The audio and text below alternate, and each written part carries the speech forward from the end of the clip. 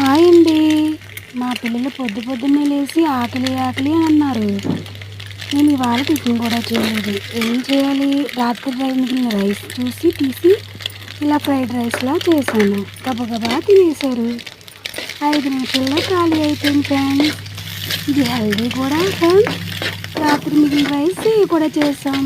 మనం ఇలా చాలా వేస్ట్ చేయకుండా ఇలా చాలా సేవ్ చేయొచ్చు. ప్లస్ పిల్లలకి హెల్దీ కూడా.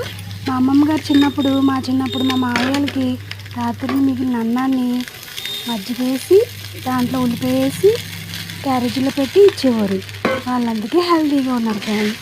మనం కూడా ఇలా వేస్ట్ చేయకుండా ఇలా కొన్ని టిప్స్ ద్వారా మనం ఇలా చేసుకోవచ్చు. పిల్లలు చాలా ఇష్టంగా తింటారు.